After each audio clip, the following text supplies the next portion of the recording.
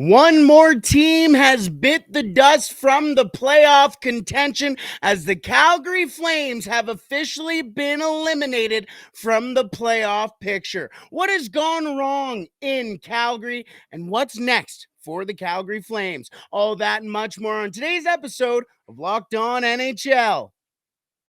You're Locked On NHL, your daily podcast on the National Hockey League. Part of the Locked On Podcast Network, your team every day.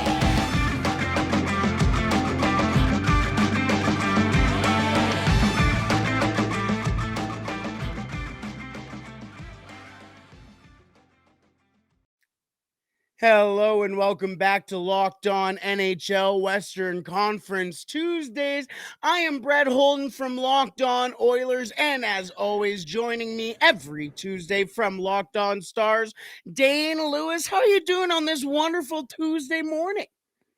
I'm doing great. It is a wonderful Tuesday morning. I know we have some fun topics today, but I know we both got to talk about our teams a little bit last week, and it's tempting to almost do it again today. Got to watch one of my favorite players, Joe Pavelski, cross the 1,000 point threshold on his career last night in Detroit. Special moment, and the Stars in general playing very well, but it's that and a mixture of other things that is causing things to go very well right now. And I know we're going to dive into some of that here in just a second.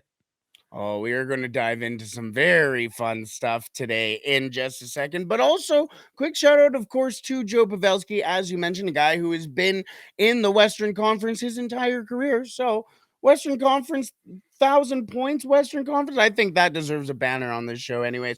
On today's episode, yes, we're going to be talking about a lot of fun things, including, well, the Calgary Flames getting eliminated from the playoffs. Now, is it a fun conversation? Depending on what side of the argument you may be on here. If you're on the Flame side, yeah, there may be a lot of changes coming after a summer of a lot of changes. So we will talk about what may be coming down the pipeline for the Calgary Flames during this offseason and what also went wrong for the Flames throughout this year. That'll be coming up in just a second. But also on today's episode, another milestone to talk about is Erik Karlsson reaches the 100-point mark. But is he really the best defenseman in the NHL? We will have that debate a little later on. And to wrap up, we take a look at the playoff picture with the Calgary Flames now eliminated. More storylines are starting to come to completion and finish each story here. But where are the stories still getting to their climaxes? We will talk about that and preview some of the potential drama down the final week of the NHL season. All that and much more on today's episode of Locked On NHL. Thank you for making Locked On NHL your first listen every day. We are free and available wherever you find your podcast. This episode is brought to you by FanDuel Sportsbook, official sportsbook of Locked On. Make every moment more. Visit FanDuel.com/LockedOn today to get started. And when we started this season, Dane, when we were making the projections on who's going to be where at the end of the season in the Pacific Division, there seemed to be a theme. It was either the Edmonton Oilers first and the Calgary Flames second, or the Calgary Flames first and the Edmonton Oilers second. Well, last night, after a heartbreaking 3-2 shootout loss to the Nashville Predators, the team that is actually trailing the Calgary Flames in the playoff division or in the playoff race, the Calgary Flames season and playoff hopes come to an end. So, Dane, let's just be general here. What went wrong for the Calgary Flames this season? It was really, the old saying, like, everything that can go wrong will go wrong, or something like that. I may have just butchered that, but that's just been a summation of the entire Flames season from everything I can see. And it is crazy given how highly talked about they were going into this season. So many changes to the roster. They lose Johnny Gaudreau, they lose Matthew Tkachuk, but Jonathan Huberdeau was fantastic last season. Mackenzie Weegar, a pretty solid defenseman. They joined the team. They still have Lindholm. Markstrom was coming off a Vezina level season. And so everyone just kind of thought that the Flames were going to be fine, and the Pacific maybe wasn't going to be as strong as it turned out to be, with the Kings and the Golden Knights both being some really, really good teams. But it's just come to a tragic ending. But if you look at even just this brief month of April in the schedule, everything just kind of makes sense. Like, I'm looking at these games I haven't pulled up, and it's just like, this is exactly how you would have expected it to turn out. A 5-4 win at home against the Ducks, like barely beating an Anaheim team that's been bad all season. But then you lose 2 nights later to at home to the Blackhawks. But then night 2 of a back-to-back, you beat Winnipeg on the road by 2 goals. But then you lose in a shootout to Vancouver. Then you lose in a shootout to Nashville. I mean, just up and down, up and down, up and down. And it's a fitting end. And I mean, especially the shootout and overtime part.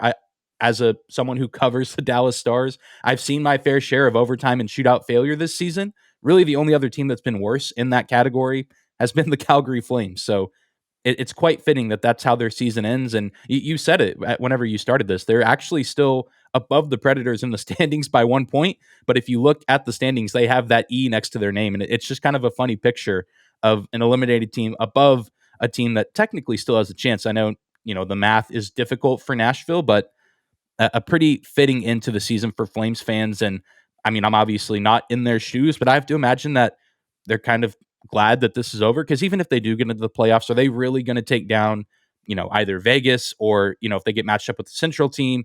All 3 of those top 3 Central Division teams are playing some of their best hockey right now. So I feel like this is maybe best case scenario given how this season's gone. But again, I'm not a Flames fan, and I haven't watched every single game of this team this season. So maybe I can't speak into that as much as some other people, but that's just kind of the way I see it.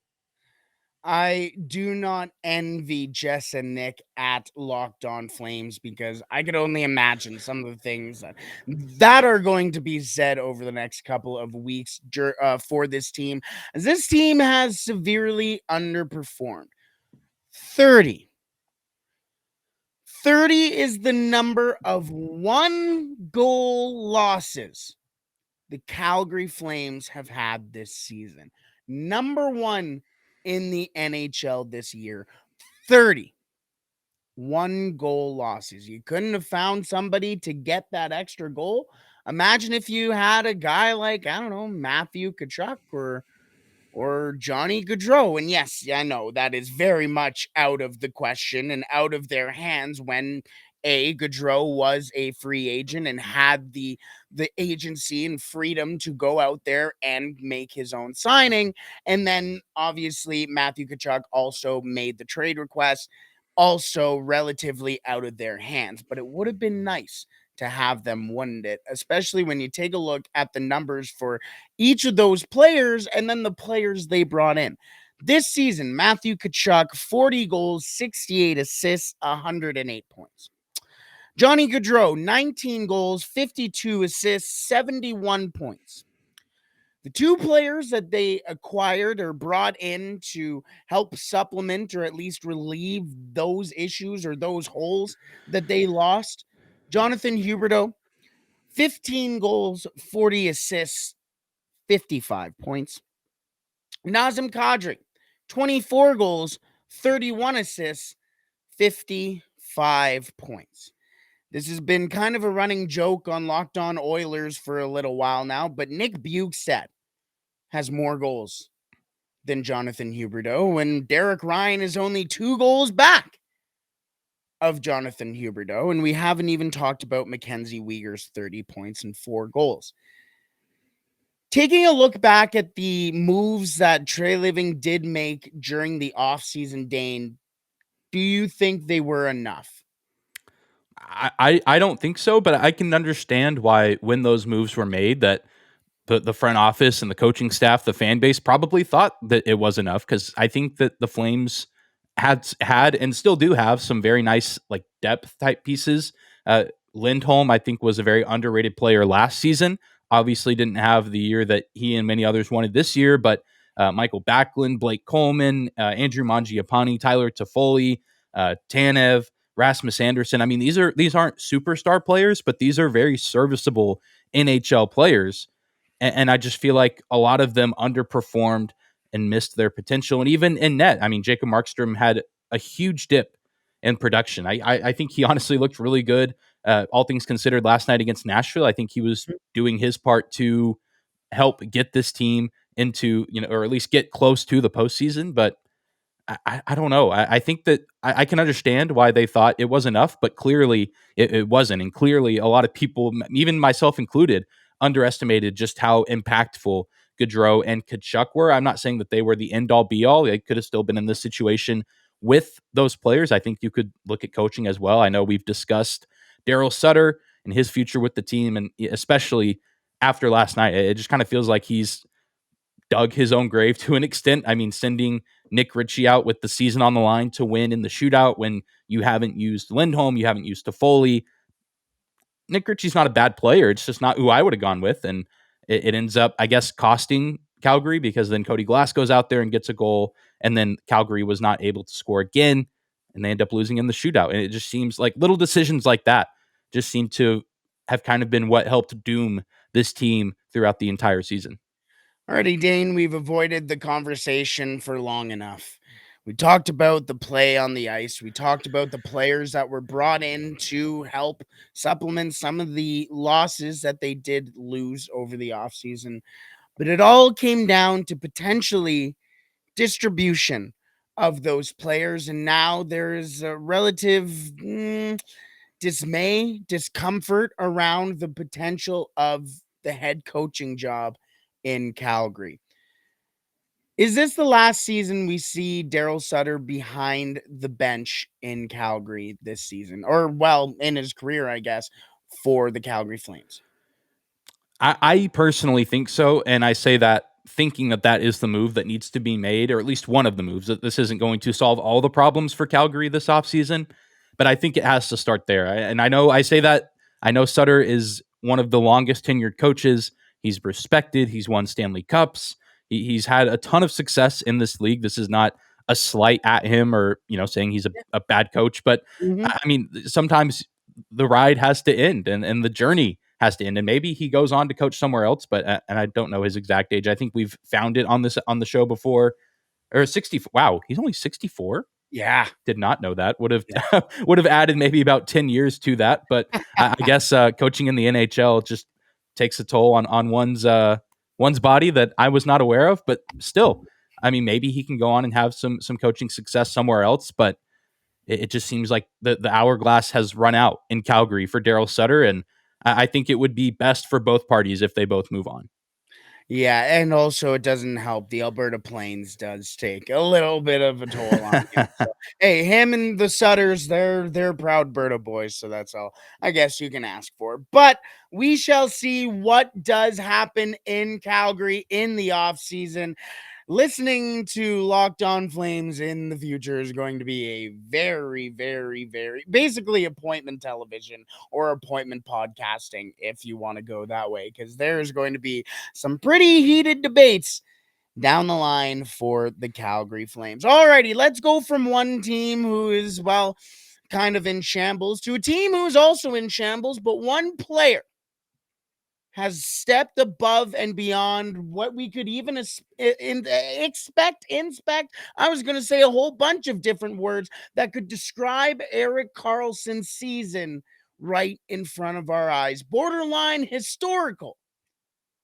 But is he the best defenseman in the NHL? We will talk about that in just a second. But first, today's episode is brought to you by FanDuel.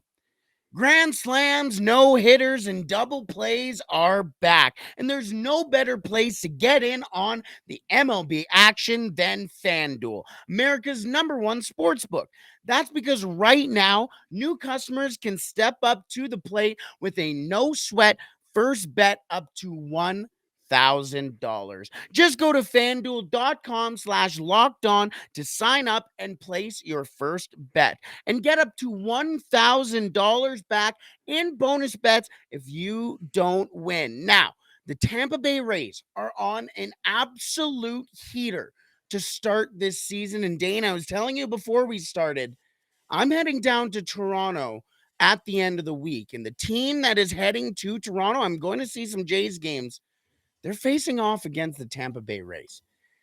And there is a potential of this Tampa Bay Rays team to reach 14, 15, or excuse me, yes, 14, 15, or 16 straight wins in the MLB and on FanDuel right now, in the first game against the Toronto Blue Jays on Friday, game number 14, plus 525 odds to win that game and extend the streak to 14, to extend it to 15 plus 900, and to extend it to 16 plus 1300. Now, though they may be a little enticing, but the Blue Jays do have a brand new stadium or brand new outfield. So I think the fans are going to get a little rowdy and it's going to take away from it a little bit. But I'm rambling too much. Don't miss out on your chance to get a no sweat first bet up to $1,000 when you join FanDuel today. Just go to fanduel.com/locked on to sign up. FanDuel, official partner of Major League Baseball.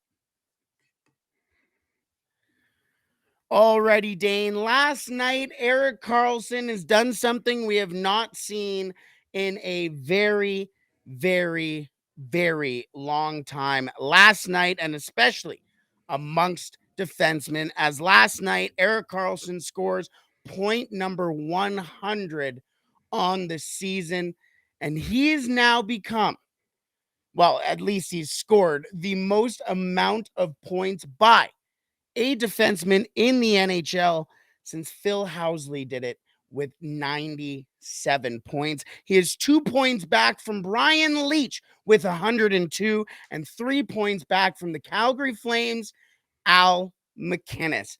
That is elite company right there, Dane. So let's talk about, first of all, the milestone before we get into some of the debate that's been going around Erik Karlsson. Just how special is what we're seeing out of Erik Karlsson this season?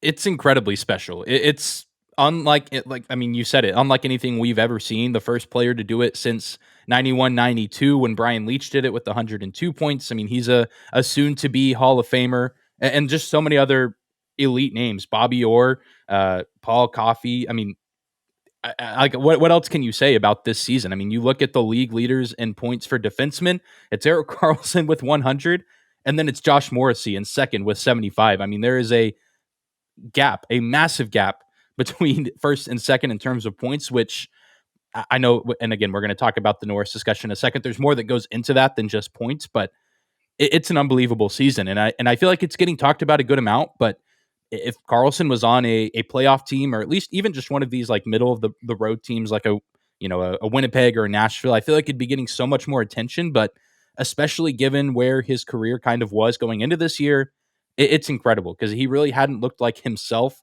in a while, really ever since coming to San Jose. I mean, he was fine, but I just think there was that thought of we're not going to see the Ottawa Erik Karlsson ever again, and we have, and even more so this season, and it's pretty special. And I guess it provides a little bit of solace for the Sharks fans who have stuck with this team all season. They certainly have not been the most entertaining team to watch, but I have to imagine it's been fun to follow along on this journey and cheer on a guy like Karlsson, who's, again, I mean, in the presence of some elite company. And I don't know when we're going to see another defenseman get to this milestone, because it obviously hasn't been done very often, even throughout history. I mean, even back in the days when, Bobby Orr was playing and it was a lot easier to score goals. Like, I think that shows how difficult it is to reach this feat as a defenseman. And he deserves any recognition or credit that he does get. I think he 100% deserves. So 1 point away from Bobby Orr's 1972-1973 total, same as Denny Potvin as well, who has also 101. But listen to all these other defensemen who have scored 100 points or more in the NHL. Paul Coffey, Bobby Orr, Al McInnes, Brian Leetch, and Denny Potvin.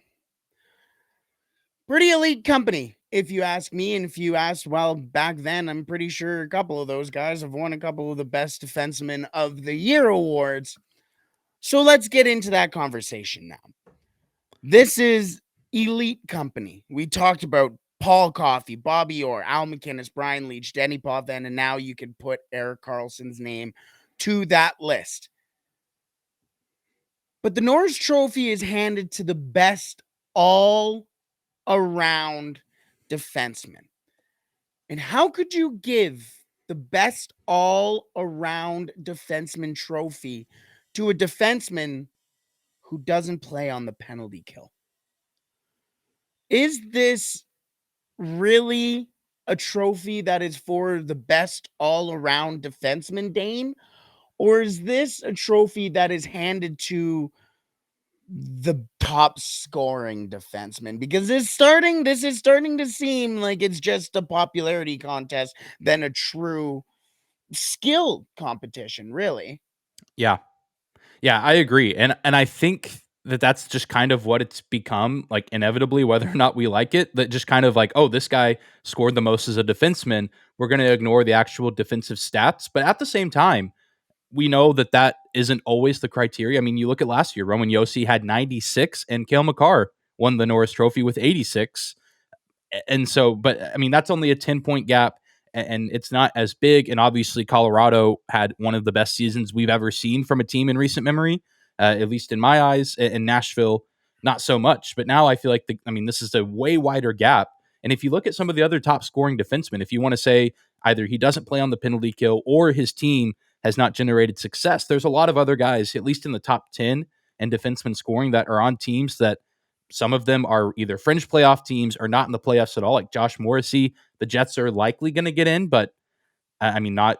It's almost kind of like the Roman Yossi situation last year. Quinn Hughes is third in defenseman scoring, or at least tied for third with Brandon Montour, another bubble playoff team. The Canucks and Quinn Hughes not going to the playoffs, and then it's Dougie Hamilton, who deserves some credit. He's had a really nice year, but it just kind of depends on who you ask and kind of what your belief is for the Norris Trophy. And I know the NHL says it's for the all around best defenseman, and it is tough to say that is Erik Karlsson without playing on the penalty kill, and while he's on a team that boasts a negative 82 goal differential. But I just feel like history being made, regardless of whether or not we like it or not. I think that is going to warrant him winning the award. We know he's going to definitely be a finalist. There's no question about that. I just don't see the NHL. Like, I don't think they could justify giving the award to Morrissey or Hamilton or Hughes over Erik Karlsson after doing something that hasn't been done since, 91, 92. And that's just the way I see it. It's certainly an interesting discussion. But sometimes at the end of the day, you throw logic out the window and you just say, wow, this player put up some very impressive numbers, and there has to be recognition given. So I know that might not be what a lot of NHL fans agree with. I'm not even sure if it's something I agree with, but I think there has to be something beyond just, wow, good job, Erik Karlsson. Like, you did great. But we're giving this award to somebody who, only scored 70 points or 75 points. So it's a tricky conversation for sure. Well, this conversation was even being had last year with the Hart Trophy with Yes. McDavid and Matthews, right? Like, Matthews scored his 60 goals, and everybody goes, well, it's 60 goals, so it has to go to Matthews, right? Well, you take a look, and the Toronto Maple Leafs had a better win percentage when Matthews wasn't in the lineup than when the Oilers did with the McDavid, right? So, but it's that same conversation of he scored 60 goals. He has to win something, and you have to be acknowledged in some way. Now, Pierre LeBrun had this very interesting piece that came out earlier this year, and we'll kind of wrap on this just in regards to other potential candidates for this spot. You mentioned Josh Morrissey, you mentioned Cale Makar.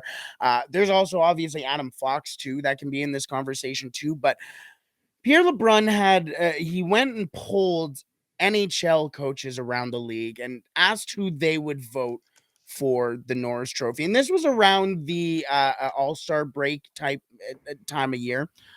13 votes topped the voting, and that was Erik Karlsson with 13. Josh Morrissey came second with 7. Cale Makar with 3, and one of the coaches specifically said, every single year, for as long as Cale Makar is in the NHL, he will forever have my vote because he is the best defenseman in this league.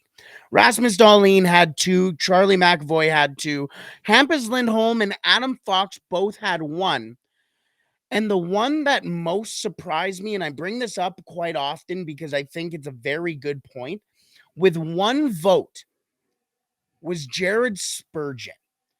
And I think this is the true showing of what the voting should be about. Jared Spurgeon is far from being an Erik Karlsson, but Erik Karlsson is also far from being Jared Spurgeon. And I think that is where you kind of see the different sides of the spectrum or different ends of the spectrum when it comes to voting for this award. You have a guy who has 100 points and is probably going to finish the season with more than 100 points on the year. But then you have a guy on the other end of the spectrum who sometimes hardly even hits 20 points in a season, 30 points in a season, but he's consistently there in the conversation. Why? Because he is the best defenseman in his position. Defenseman. So, very interesting conversation. We shall see who does end up winning the Norris Trophy. I was going to say Calder for some reason, but Erik Karlsson, far from the Calder Trophy. All righty, let's wrap up today's episode with a little bit of a look, a preview of sorts, and a look ahead to the potential playoff picture for the Western Conference. A couple things to watch out for in the final week of the NHL season. Let's get to that in just a second.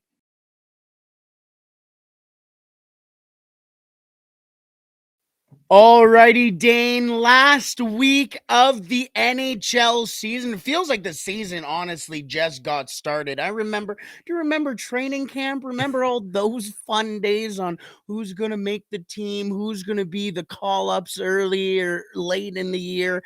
Now we're late in the year and we are in the final week and getting those final playoff seedings for the NHL playoffs. As mentioned, the Calgary Flames have been eliminated from playoff contention. So 9 teams remain in the Western Conference for those 8 spots. 7 of those teams have already clinched a playoff spot. So now it's about the seeding. In the Western Conference, we have one of the most intriguing races down the line, especially when it comes to seeding.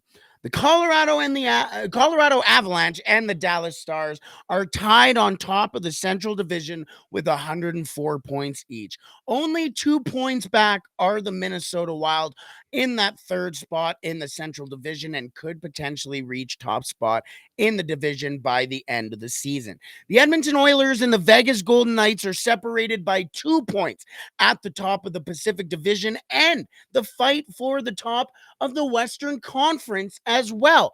Then the Los Angeles Kings, who have been in an absolute battle with the Edmonton Oilers and the Vegas Golden Knights for the top 3 spot in the Pacific Division, have all of a sudden slipped to within 2 points of the wild card spot, as the Seattle Kraken are now only 2 points away from taking that position. And as we all know, the Winnipeg Jets and the Nashville Predators fighting it out for that final spot. And there's some big games down this final week that we could see some movement in those standings. Dane, I'm going to come to you in a second. But tonight in the NHL, we are seeing the Winnipeg Jets face off against the Minnesota Wild, the Edmonton Oilers, and the Colorado Avalanche in Denver, and the Seattle Kraken against the Vegas Golden Knights. Dane, 3 potential playoff series tonight, but which one are you most looking forward to tonight, and which one will you be keeping your eye on most tonight as well? I think of the 3 meaningful games, they're all very interesting matchups. I'll probably be keeping an eye on the central ones a little bit closer, especially that Colorado Edmonton game. Just with from the Stars' perspective, so much riding on that game. Colorado, of course, right now has a game in hand, but by the time that game ends, they'll have played 80 games just like Dallas. And I mean, the Stars need Colorado to not just lose, but lose in regulation. So that's a massive game. And then Minnesota riding just like you said, right on the tail of both Dallas and Colorado. But Winnipeg, we know is, I mean, you never know what team you're going to get. And they are coming off of a game, I believe they played last night against San Jose. And so that factors into the matchup a little bit. But Minnesota plays very well at home. They're playing very well in general, despite the absence of Kirill Kaprizov. It's just so hard to predict what's going to happen because all of these teams, at least in the Central, are playing some of their best hockey. Colorado's won 5 straight. Dallas has won 4 straight. Minnesota's only won 2 straight, but still, I mean, I think their loss most recently was at Pittsburgh, and that Pittsburgh team, as we know, is fighting for their playoff lives out east.